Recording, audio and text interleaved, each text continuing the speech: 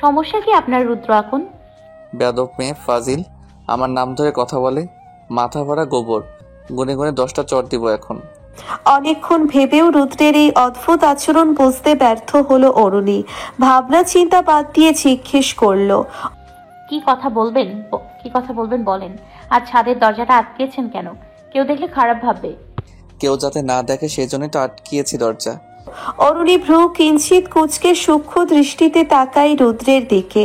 একটা দীর্ঘ নিঃশ্বাস গোপন করলো, ভারী গলায় বলল, যে কেউ আমায় খোঁজ করতে পারে। আপনার কি কথা বলুন। তোমার ফোন বন্ধ কেন আগে সেটা বলো। আর তুমি হুট করে পটুয়াখালী চলে এসেছো কেন? এসেছো ভালো কথা, কিন্তু এতদিন কেউ বেড়ায়? যে কেউ আমায় খোঁজ করতে পারে, আপনার কি কথা বলুন। আপনি কি বুঝতে পারছেন? আপনি অদ্ভুত আচরণ করছেন। আমি আপনায় বলেছি না আমি সবকিছুর জন্য দুঃখিত, আর আমি আমার সেই হাস্যকর আবেগ অনুভূতিগুলো ভুলতেই এখানে এসেছি। আমি সবকিছুর জন্য অনুতপ্ত। তবুও আপনি কেন এমন করছেন? এখন মজা নিচ্ছেন আপনি? অরুণী কিছুটা চেঁচিয়ে উঠল, তীব্র ক্ষোভ গলায়। রুদ্র অরুণীর দিকে তাকিয়ে নির্লিপ্ত ভঙ্গিতে হাসল। অরুণীর অসহ্য লাগছে। কি চাই রুদ্র? ভালোবাসার মানুষ থাকতেও কেন অরুণীর সাথে এমন করে? অরুণীর চোখ দুটো জলে ছাপিয়ে উঠল। বিনা বাক্যে ছাদ থেকে নেমে যেতে উদ্যত হলে রুদ্র পথ রোধ করে দাঁড়ায়। এমন কেন করছো তুমি অরুণী? কথা তো শুনবে। এত অভিমান কিসের তোমার? অরুণীর শক্ত গলার স্বর। আপনি কি বুঝতে পারছেন আপনি অতিরিক্ত বাড়াবাড়ি করছেন? রুদ্র ঠান্ডা গলায় হেসে বলল, এসব বাড়াবাড়ি তো তুমি শিখিয়েছো। তোমার সংস্পর্শে বাড়াবাড়ি নামক ছোঁয়াচে রোগে পেয়ে বসেছে আমায়। কথাটা শেষ করে রুদ্র অরুণীর দিকে তাকাতেই দেখে অরুণীর গাল বেয়ে টপটপ করে পানি গড়িয়ে গড়িয়ে পড়ছে। রুদ্র বিস্ময় বিহ্বল হয়ে তাকায় সেদিকে। ব্যগ্র গলায় জিজ্ঞেস করে, অরুণী কি হয়েছে, কাঁদছো কেন? অরুণীকে নিরুত্তর দেখে রুদ্র ফের একই প্রশ্ন করল। অরুণী কিছুক্ষণ পর তীব্র রোষ নিয়ে বলল, আপনি কেন আমার সাথে এমন করছেন? আপনি কি বুঝতে পারছেন না আমি ওসব থেকে বেরিয়ে আসতে চাচ্ছি? আর আপনি আমার সাথে মজা করছেন, আমার আবেগ নিয়ে মজা করছেন, হাত ধরে ছাদে নিয়ে আসলেন।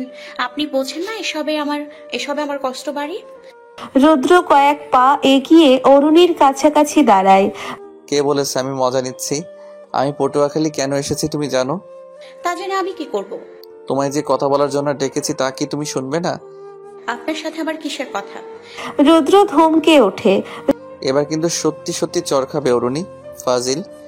আপনার এ ধরনের আচরণের কারণটা একটু বলা যাবে? কেন? একটু না, সম্পূর্ণ বলা যাবে। রুদ্র একটু থেমে বলল, আমি পটুয়াখালী এসেছি কেন জানো? তোমার জন্য। অরুণী হেসে ফেলল। আনন্দ কিংবা খুশিতে হাসেনি, তাচ্ছিল্য করে হেসেছে। আশ্চর্য অরুণী, তুমি হাসছো যে? কৌতুক শুনলে যে কেউই হাসে। প্র্যাঙ্ক করছেন? কোথাও ক্যামেরা লুকানো আছে? এই বলে আশেপাশে চোখ বোলাই অরুণী। চারপাশ সূক্ষ্ম দৃষ্টিতে পর্যবেক্ষণ করে অরুণী বলল, রুদ্র ভাই, অনেক হয়েছে, এবার দয়া করে এসব বন্ধ করেন। আমি অনেক বাড়াবাড়ি করেছি, সেটা আমি মানছি। আমি সরিও বলেছি, কিন্তু আমি সত্যি ভালোবেসেছিলাম। সকল নিয়ম কানুন ভেঙে ভালোবেসেছিলাম। আপনার কাছে আমার সেই ভালোবাসা সব সময় খামখেয়ালি ছিল। আমি খামখেয়ালিপনা ছেড়ে দিয়েছি, অথচ আপনি নতুন করে আমার সেই আবেগ অনুভূতি নিয়ে মজা করছেন। আপনিই বলেন, কারোর আবেগ অনুভূতি নিয়ে কি মজা করা উচিত? রুদ্র হতাশ চোখে তাকিয়ে আছে অরুণীর দিকে। অরুণী যে কিছুতেই রুদ্রের কথা বিশ্বাস করবে না সেটা রুদ্র বুঝতে পেরেছে।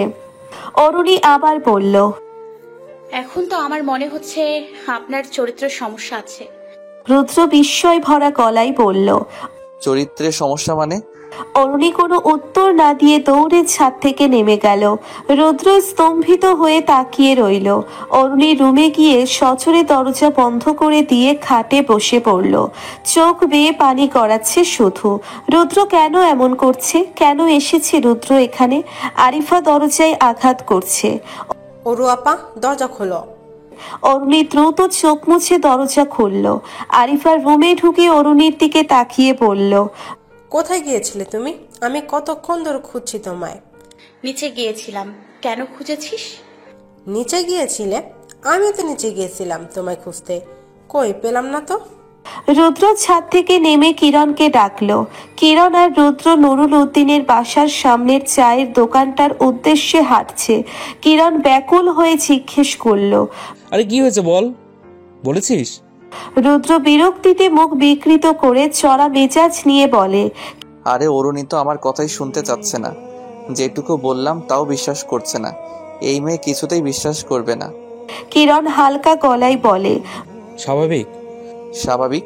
কি স্বাভাবিক? বিশ্বাস না করা স্বাভাবিক। অরুণীর জায়গায় অন্য যে কেউ থাকলেও বিশ্বাস করতো না। কিভাবে বিশ্বাস করাবো বলতো? মেয়েটা কেঁদে কেটে অস্থির। ইস, ইচ্ছে করছে চোখের পানি মুছিয়ে দেই। এত ইচ্ছে ভালো না বন্ধু। রুদ্র কিছু বলল না।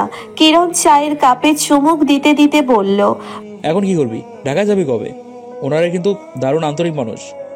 দেখি। রুমের দরজা বন্ধ করে বসে আছে অরুণী। সকালের পর আর রুম থেকে বের হয়নি। দুপুর গড়িয়ে গেছে। রুদ্র বেশ বিরক্ত হয়ে বলল, অরুণী রুম থেকে বের হচ্ছে না। এই মেয়েটাই তো আমার মেজাজ খারাপ করছে। মেজাজ খারাপ করলে হবে না বন্ধু, ধৈর্য ধরো, ধৈর্য ধরো। অরুণীর সাথে দেখা হয় লাঞ্চের সময়। নিচের দিকে তাকিয়ে খাবার মুখে দিচ্ছে অরুণী। আশেপাশে তাকাচ্ছে না। রুদ্র অরুণীকে স্বাভাবিক গলায় প্রশ্ন করে। অরুণী বাসায় যাবে কবে? অরুণী রুদ্রর কথার উত্তর না দিয়ে নুরুল উদ্দিনের উদ্দেশ্যে বলল, মামা আমি কাল বাসায় যাব, সূর্য দাদাকে আসতে বলো। চম্পা বেগম বলল, তুই না বলেছিলি 1 মাস থাকবি, হঠাৎ কি হলো? আমার লেখাপড়ায় ঘাটতি হচ্ছে মামি। নুরুল উদ্দিন বলল। তাও ঠিক। রুদ্র ফের প্রশ্ন করে, অরুণী তাহলে কাল চলে যাচ্ছ? অরুণী হ্যাঁ সূচক ভঙ্গিতে মাথা নাড়ায়। রুদ্রর মেজাজ খারাপ হচ্ছে প্রচুর। খাওয়া শেষে আবার রুমে গিয়ে ঘাপটি মেরে রইল অরুণী। সোলেমান অরুণীর রুমের সামনে ঘুরঘুর করছে। প্রতিদিন বিকেল বেলায় সোলেমান আর আরিফাকে নিয়ে ছাদে বসে হাসি ঠাট্টায় মেতে থাকতো অরুণী। আজ হঠাৎ অরুণীকে না দেখে অরুণীর রুমের সামনে ঘুরঘুর করছে সোলেমান। আরিফা সোলেমানকে ডেকে বলল, ওরু আপার মাথা ব্যথা, আজ আড্ডা হবে না। রুদ্র খাটে বসে আছে। ফোনে গান চলছে। কিরণ হতাশ গলায় বলল, এখানে এসে লাভ হলো কি? হ্যাঁ, অরুণী তো রুম থেকে বের হচ্ছে না। রুদ্র চিন্তিত ভঙ্গিতে বলল, অরুণী কি বলেছে জানিস? আমার নাকি চরিত্রের সমস্যা। অরুণী কিসের জন্য এমন করছে বুঝতে পারছি না। ওর সাথে আবার উল্টোপাল্টা করেছিলি তো? আবল তাবল বলিস না তো কিরণ। অরুণী নাকি কাল চলে যাবে, তাহলে এসে লাভ হলো কি? আমরা এসছি বলে তো কাল চলে যাবে। আমরা না আসলে তো 1 মাস থাকতো। এটাও একটা কথা। রুদ্র একটু থেমে আবার বলল, অরুণীকে একটু রুম থেকে বের করার ব্যবস্থা করতো। কিরণ গা ছাড়া ভাব নিয়ে বলল। আমি কি ব্যবস্থা করব? রুদ্র আর কিরণ সন্ধ্যার দিকে বাসা থেকে বের হয়েছিল। 9টার দিকে আবার বাসায় ফিরল। রাতে অরুণী খাওয়ার জন্যেও বের হলো না। বাসা একদম নীরব। মাঝে মধ্যে আরিফার গলা শোনা যাচ্ছে। রাতে খাওয়া দাওয়া শেষে রুদ্র বিছানায় শুয়ে সিগারেট টানছে। কিরণের উদ্দেশ্যে বলল, আর একটু রাত হোক, ওকে কোলে তুলে বের করবো রুম থেকে, ফাজিল মেয়ে। কিরণ হেসে সকৌতুকে বলে, দরজা তো ভেতর থেকে আটকানো, দরজা ভেঙে কি করবি? কিরণ বিষয়টা নিছকই মজা ভেবেছে। কিন্তু কিরণের ধারণা মিথ্যে করে দিয়ে রাত 12টার দিকে রুদ্র বলে, কিরণ আমি যাচ্ছি, চর যদি না মেরেছি দেখিস। কিরণ হকচকিত হয়ে বলল, যাচ্ছিস মানে? কোথায় যাচ্ছিস? অরুণী কি এখনো সজাগ নাকি? দোস্ত, পাগলামি করিস না, রিস্কি ব্যাপার। রুদ্র এত সব প্রশ্নের উত্তর না দিয়ে শুধু বলল, আমি জানি অরুণী সজাগ। অরুণীর খাটের পাশের জানালাটা খোলা। রুদ্র সতর্ক পায়ে সেখানে যায়। অরুণীর রুমে লাইট জ্বলছে। আরিফা ঘুমাচ্ছে। অরুণী খাটের উপর আধশোয়া অবস্থায় চোখ মেলে ফ্যানের দিকে তাকিয়ে আছে।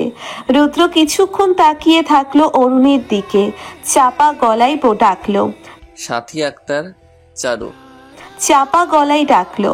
রুদ্রর গলায় রসিকতা। অরুণীর ভয় চকিত হয়ে চারিদিকে তাকায়। জানালার কাছে রুদ্রকে দেখে চমকে ওঠে। তড়াক করে খাট ছেড়ে নেমে জানালার কাছে যায়। আপনি আপনি এখানে? সমস্যা কি আপনার? রুম থেকে বের হও। আমি এত কষ্ট করে পটুয়াখালী এসেছি তোমার জন্য, আর তুমি রুমে বসে আছো, থাপ্পড় দিয়ে গাল লাল করে দিব ফাজিল। রুদ্রর আচরণ অস্বাভাবিক লাগছে অরুণীর কাছে, ঠিক বুঝে উঠতে পারল না। রুদ্র ফের বলল, অরুণী বের হতে বলেছি তোমায়, নয়তো কিন্তু দরজা ভেঙে ঢুকবো। অরুণী আস্তে আস্তে রুম থেকে বের হয়। রুদ্রর কাছে গিয়ে চাপা গলায় বলল, কি হয়েছে আপনার? এত রাতে আপনি এখানে কেন? আমার টাকা ফেরত দাও। বসন্ত এসে গেছে। এই বসন্ত কিন্তু গ্রীষ্ম, বর্ষা, শরৎ, হেমন্ত, শীত, বসন্ত সেই বসন্ত না। অরুণী যেন কিছুই বুঝল না, ভ্রুকুচকে তাকিয়ে থাকলো। অস্ফুট স্বরে বলল, মানে? সামান্য এটুকু কথার মানে বোঝো না? আমি কি উর্দু ভাষায় বলেছি লুকিয়ে লুকিয়ে অন্যের বাসর ঘর দেখো? সেটা তো ভালোই বোঝো। আর এইটুকু কথা বোঝো না? নিজের কথা নিজে বোঝো না? এসব কথা তো তুমি বলেছিলে। এক শ্বাসে এতগুলো কথা বলে থামলো রুদ্র।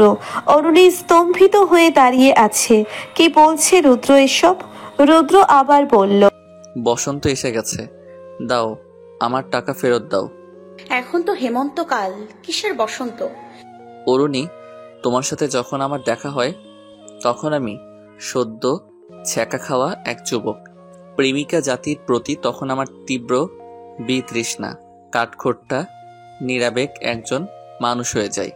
আমার বেঁচে থাকা কঠিন হয়ে যেত যদি কিরণ আমার পাশে না থাকতো। তুমি হয়তো এতদিনে বুঝতে পেরেছ কিরণ আর আমার বন্ধুত্বটা কত গভীর। কিরণ মানুষটা আমি বলে বোঝাতে পারবো না। কিরণ আমার কাছে কি একজন ভালোবাসার মানুষ আমায় বিশ্রীভাবে ঠকিয়েছে। যেমনভাবে ঠকালে কারো জীবনের প্রতি অনীহা জাগে, ঠিক তেমন। আমি প্রথম তোমার পাগলামিগুলো নিছকই মজা ভেবেছি ওসব তোমার খামখেয়ালি। আর ওই মুহূর্তে তেমন কিছু ভাবার মানসিকতাও আমার ছিল না। মাঝে মাঝে তোমার প্রতি এত রাগ হতো, ইচ্ছে করতো সজোরে থাপ্পড় দিই কয়েকটা, কিন্তু কোথাও যেন বাধা পড়তো। সেই রাগটা কেন জানি বেশিক্ষণ স্থায়িত্ব লাভ করতো না। তোমার কর্মকাণ্ডগুলোর কথা ভেবে খানিক বাদে আমিই হেসে ফেলতাম। আসলে জগতে কিছু কিছু মানুষ আছে যাদের সাথে খারাপ আচরণ করা যায় না। তুমিও সেরকম একজন। আস্তে আস্তে আমি বুঝতে পারলাম তুমি আমায় সত্যি ভালোবাসো, কিন্তু প্রেম ভালোবাসার প্রতি তখনও আমার তীব্র বিতৃষ্ণা ছিল। তাই আর তোমায় নিয়ে ভাবা হতো না। কাকতালীয়ভাবে ট্রেনে দেখা, বিয়েতে দেখা, তুমি কি কারণে যেন হঠাৎ আমার প্রতি ভীষণ রাগ করে বসলে। ফোন দাওনি, কথা বলনি। তখন আমি কোনো একটা কিছু শূন্যতা অনুভব করতে থাকি। এভাবে কতদিন গেল। তোমায় পড়াতে যেতাম প্রতিদিন, তোমার বিধ্বস্ত মুখ দেখতাম। তোমার চঞ্চলতা আমার মন ছুঁয়ে গিয়েছিল যা আমি নিজেও বুঝতে পারিনি। তোমার জ্বর আসা, বাড়াবাড়ি রকমের পাগলামি। আসলে অরুণী, তুমি এমন একটা মানুষ যাকে ভালো না বেসে থাকা যায় না। হুট করে পটুয়াখালী এসে পড়লে, ফোনও বন্ধ তোমার।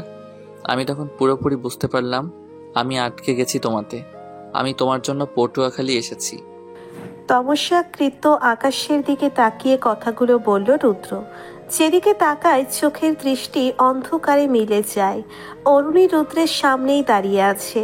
রুদ্র কথাগুলো শেষ করে অরুণীর দিকে তাকালো। অরুণীর মুখের অভিব্যক্তি দেখতে চায় রুদ্র, কিন্তু অন্ধকারে শুধু বোঝা যাচ্ছে একটা মানব মূর্তি দাঁড়িয়ে আছে। রুদ্র দ্রুত মোবাইলের টর্চ জ্বালালো। আলো অন্ধকার মিশানো এই পরিবেশে শুধু বুঝতে পারল অরুণীর হাত পা ঈষৎ কাঁপছে। অতি বিস্ময় আর আশ্চর্যে স্তম্ভিত হয়ে আছে। নির্বাক চাহনি। রুদ্র অরুণীর জন্য পটুয়াখালী এসেছে? প্রশ্নটা মুহূর্তেই কয়েক হাজার বার উত্থাপিত হয় অরুণীর মস্তিষ্কে। গলা ধরে আসছে। অরুণী কিছু বলতে পারছে না। জগতের সমস্ত বিস্ময় যেন অরুণীর গলায় আস্ত হাত ঢুকিয়ে দিয়েছে। রুদ্রও কিছু বলছে না, এই সময়টাকে উপভোগ করছে। অনেকক্ষণ পর অরুণী ক্ষীণ গলায় ধরণীর সমস্ত বিস্ময় জড়ো করে অস্ফুট স্বরে বলল, আপনি আমার জন্য পটুয়াখালী এসেছেন? অরুণী যেন কিছুতেই বিশ্বাস করতে পারছে না। সেদিনের ঘটনাটা অরুণীর মনের অবিশ্বাসের পাল্লাটা আরো ভারী করে দিচ্ছে। রুদ্র মিথ্যে বলছে? অরুণীর কথার প্রত্যুত্তরে রুদ্র বলল, হ্যাঁ, আমি তোমার জন্য এসেছি। কথাটা অরুণীর কানে বিধতেই অরুণী প্রশ্ন করে, আপনি আমার সাথে মজা করছেন? আপনাকে আমি দেখেছি শপিং মলের সামনে একটা মেয়ের সাথে। প্লিজ আমার সাথে মজা করবেন না। লাবণ্যের সাথে দেখেছে? মুহূর্তেই রুদ্রের মনে প্রশ্ন জাগে। লাবণ্যের সাথে যেদিন শেষ দেখা করেছে সেদিন দেখেছে অরুণী? রুদ্র লাবণ্যের ব্যাপারটা বলল অরুণীর কাছে। লাবণ্যকে দেখে রেস্টুরেন্টে বসে অরুণীর হাত ধরেছিল সেটাও বলল। অরুণী তাকিয়ে আছে অবিশ্বাস্য চাহনি। রুদ্রর কথা বিশ্বাস করতে পারছে না কিছুতেই। অরুণীর এসব ভাবনা চিন্তায় ব্যাঘাত ঘটিয়ে রুদ্র ধমক দিয়ে বলে, ফোন অফ কেন? তোমার বেশি ফাজিল হয়েছো? অরুণী কোনো কথা বলতে পারছে না। মূর্তির মতো ঠাই দাঁড়িয়ে রইল শুধু। বুকের ভিতর তোলপাড় হয়ে যাচ্ছে অরুণীর, উদ্ভ্রান্তের মতো চাহনি।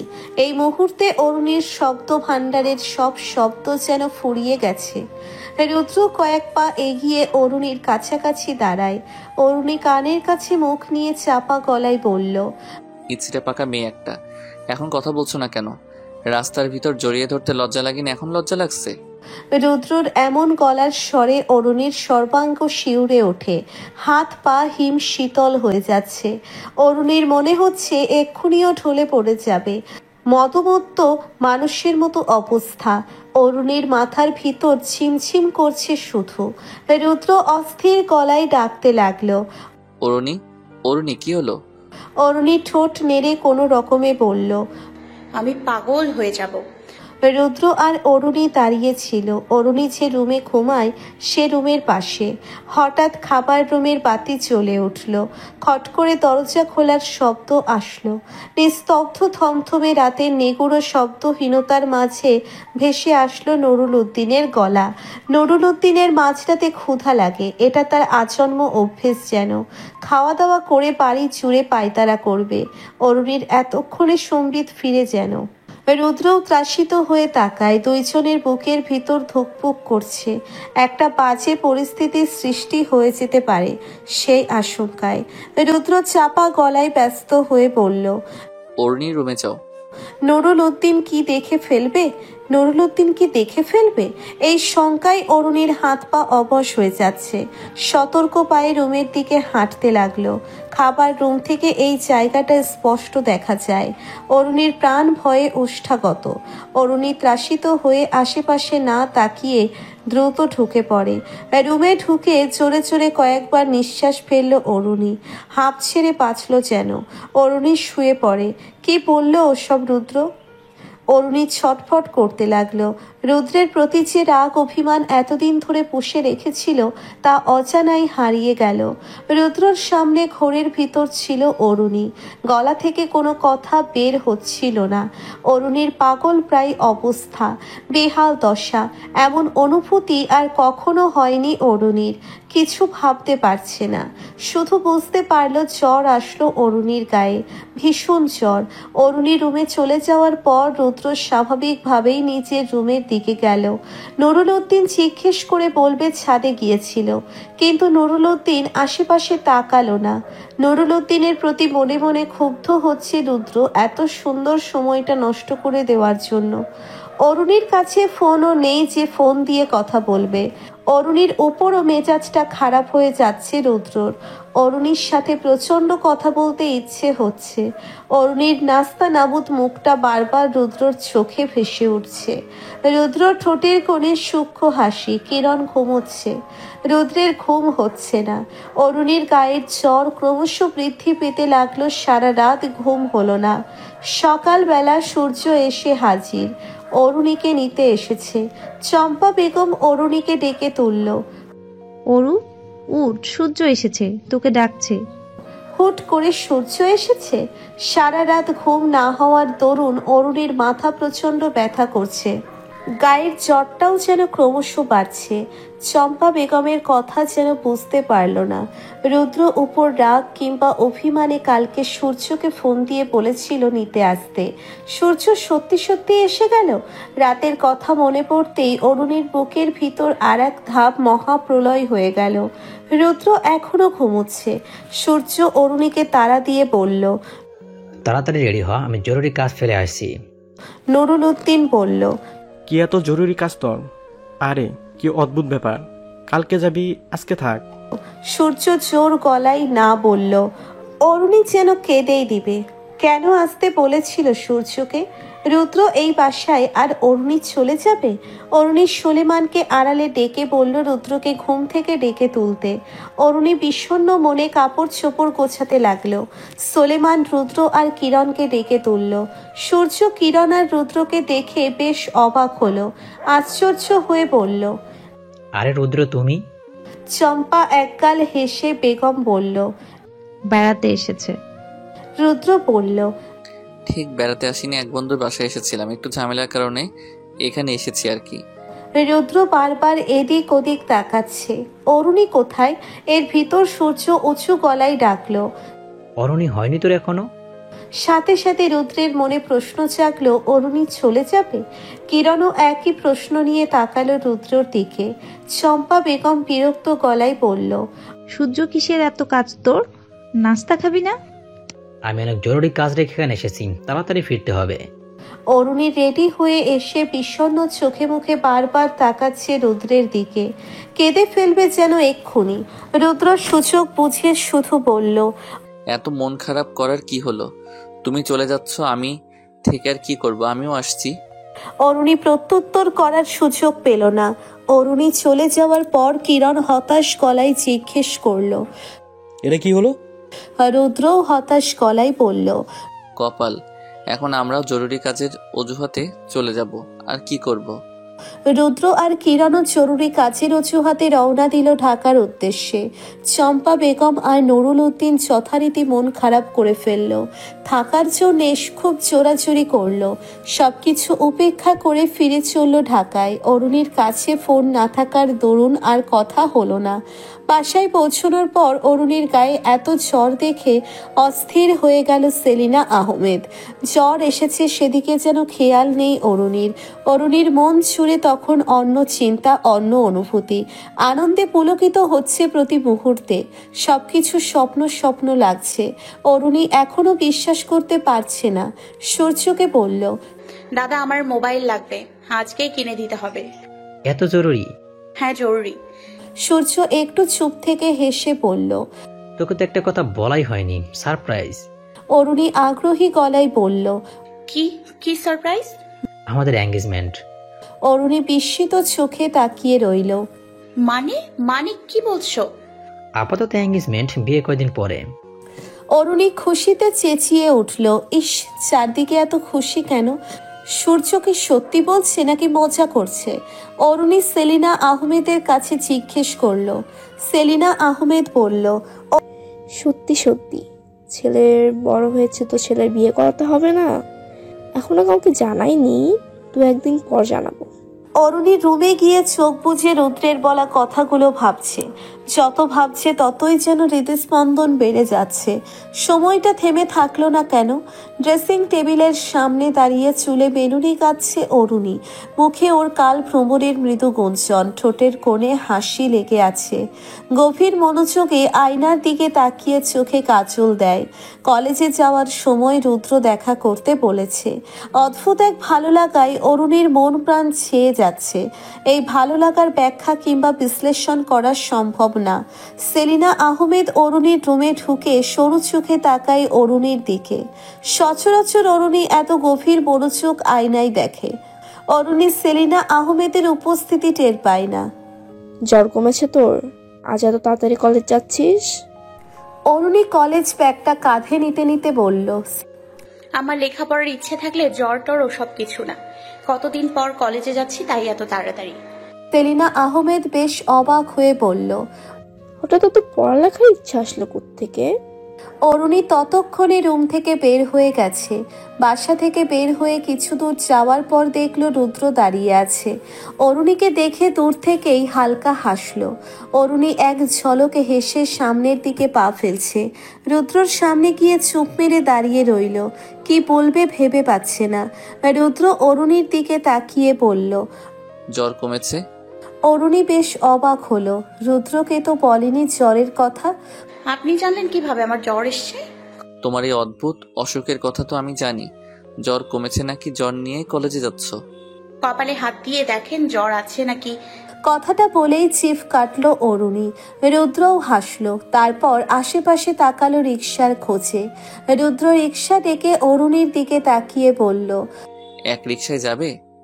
অরুণীর মেজাজটা চট করে খারাপ হয়ে গেল। রাগটা চেপে রেখে বলল, গেছে? না না, আপনি তো আমার খালার হাজবেন্ড, আপনার সাথে এক রিকশায় যাওয়া যায়? রুদ্র আবার হেসে ফেলল। মেয়ে, তুমি এত কথা বলতে পারো? দুইজন রিকশায় বসে অরুণী অন্যদিকে মুখ ঘুরিয়ে রেখে বলল, আমার না এখনো বিশ্বাস হচ্ছে না আপনি আমাকে। কি তোমাকে? না কিছু না। রুদ্র আবার হাসলো, বলল, এখন যদি সূর্য দেখে ফেলে? অরুণী হকচকিয়ে ওঠে। পর মুহূর্তে মনে পড়ে সূর্য সিলেট গিয়েছে। রিকশা চলতে থাকে। হালকা শীত পড়তে শুরু করেছে এখন। ঠান্ডা বাতাস বইছে শিরশির করে। ভাইয়া। রুদ্র অরুণীর দিকে ফিরে তাকায়, ভ্রু কুঁচকে বলল, ভাইয়া? কিসের ভাইয়া? কে ভাইয়া? অরুণী ঠোঁটে দুষ্টুমির হাসি ফুটিয়ে জিজ্ঞেস করে, তোর তো কি স্যার? রুদ্র মৃদু স্বরে বলল, সারো না, ভাইয়াও না, অন্য কিছু। অরুণী হাসি থামিয়ে বলল, অন্য কিছু? অন্য কিছু আবার কি? বেহাই। রুদ্র অরুণীর কানের কাছে মুখ নিয়ে মৃদু স্বরে বলল, প্রেমিক। অরুণীর সর্বাঙ্গে কেঁপে ওঠে। কি মোহময় গলা! প্রেমিক শব্দটা অরুণীর কানে বারবার ধ্বনি প্রতিধ্বনি তুলছে। চোখ বুজে যাচ্ছে আবেশে। রুদ্র অরুণীর দিকে তাকিয়ে আবার বলল, কি আবার জ্বর আসবে নাকি?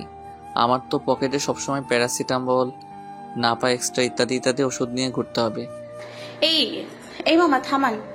রুদ্র অরুণীর জিজ্ঞাসু দৃষ্টিতে তাকায়। কেন থামাবে? তোমার কলেজ কি এখানে? রুদ্র আশেপাশে তাকিয়ে আবার বলল, কলেজের সামনে আসনি তো?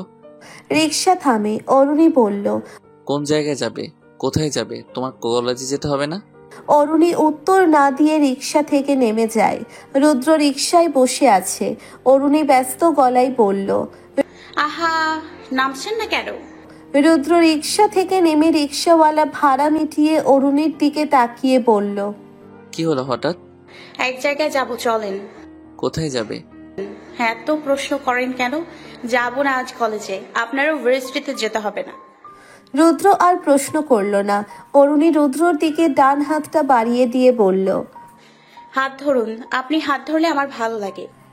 রুদ্র অপ্রস্তুত ভাবে তাকালো অরুণীর দিকে। অবাক হতে গিয়েও হলো না। অরুণী তো বরাবরই অদ্ভুত। রুদ্র অরুণীর হাত ধরল। অরুণী চঞ্চল চোখে তাকাচ্ছে রুদ্রের দিকে। চোখে মুখে খুশির দীপ্তি। অরুণীর চোখে চোরা চুপিসারে যেন বলছে, এই তো পাইয়াছি তাহারে। অরুণীর চোখে হালকা করে কাজল দেওয়া। রুদ্র তাকালো কয়েকবার। কেউই কথা বলছে না। ধীর গতিতে হাঁটছে। যখন দুটি হৃদয় এক হয়ে যায় তখন বোধহয় কথা বলার প্রয়োজন হয় না। কথা হয় হৃদয়ে হৃদয়ে। অরুণীর বুকের ভিতর দুরু দুরু করে কাঁপছে। সময়টা এখানেই থেমে থাকুক। অরুণী রুদ্রকে নিয়ে গেল সেই চায়ের দোকানে, যেখান থেকে রুদ্রের নাম জেনেছিল। এই দোকানে আপনি সব সময় চা খেতেন না? রুদ্রর অবাক গলা। তুমি জানলে কি করে? অরুণী আর উত্তর দিল না। দোকানি রুদ্রকে দেখে হেসে দিল। পরক্ষণে অরুণীর দিকে তাকাতেই হাসিটা যেন মিইয়ে গেল। অরুণী, এখানে এসেছি কেন আমরা? চা খাবো। এই দোকানের কাছ থেকে আপনার নাম জেনেছি। রুদ্র হতাশ হয়ে বলল, আর কি কি পাগলামি করেছো তুমি জানো। অরুণী দোকানের বেঞ্চিতে বসলো। রুদ্রকে দোকানিকে কাছে ডেকে কানে কানে বলল, ভাই, এই মাইয়া পাইলেন কই? সাংঘাতিক মাইয়া। এই মাইয়ার লগে প্রেম প্রেম করেন নাকি? সাবধানে প্রেম করেন, নয়তো কিন্তু বোমা মাইরা উড়াই দিব। আমার দোকান উড়ানোর হুমকি দিছে কয়েকবার। অরুণী সরু চোখে তাকিয়ে আছে সেদিকে। চকিত হরিণীর মতো কান দুটো খাড়া করে রেখেছে, কিন্তু শুনতে পেল না। দোকানির কথার প্রত্যুত্তরে রুদ্রও নিচু স্বরে বলল, না ভাই, ওড়াবে না। আমার জন্য তার মন ভরা ভালোবাসা। তবুও ভাই, সাবধানের মাইন নাই। আপনার ফোন নাম্বারের লাইগা আমারে পাগল বানায় ফেলাইছিল। বলেন কি? কবেকার ঘটনা এসব? আপনি তো আমায় বলেননি এসব। বলবো কেমনি? ওই যে হুমকি ধামকি দিছে। অরুণী রুদ্রকে বিরক্ত গলায় ডাকলো। এই যে। রুদ্র দুই কাপ চা হাতে অরুণীর কাছে আসে। সাথে সাথে অরুণী জিজ্ঞেস করে, কি কথা বলছিলেন? ও কিছু না। আমি জানি কি বলেছে। রুদ্র হেসে ফেলল। মানুষকে হুমকি দাও না। অরুণীও আদুরে ভঙ্গিতে হাসলো। রুদ্র চায়ের কাপ এগিয়ে দিয়ে বলল, নাও চা খাও। আমি চা কফি কিছুই খাই না। চা কফি খাও না? কি অদ্ভুত ব্যাপার, সত্যি খাও না? তাহলে এখানে আসলে কেন? এমনি আসলাম। আপনি তো চা খোর মানুষ, সমস্যা নেই, আমি চা বানাতে পারি। রুদ্র চায়ের কাপে চুমুক দিতে দিতে বলল, বানাতে না পারলেও শিখে নাও। সারা জীবন আমায় চা বানিয়ে খাওয়াতে হবে না। সারা জীবন চা বানিয়ে খাওয়াতে হবে? কথাটা গভীরভাবে ভাবলো অরুণী। এক আকাশ প্রশান্তি বয়ে গেল মনে। অরুণী নিজেকে সংযত করলো। না, বেশি খুশি হওয়া যাবে না, জ্বর এসে যাবে। অরুণী বাসায় যাওয়ার আগে রুদ্রের মতো চিঠির মতো একটা কাগজ ধরিয়ে দিয়ে গেল। রুদ্র বাসায় গিয়ে খুলল কাগজটা। রাস্তাঘাটের দাঁত বের করে হাসবেন না। পুরো কাগজ জুড়ে শুধু এইটুকু লেখা। এর ভিতরে কিরণ ফোন দিয়ে বলল,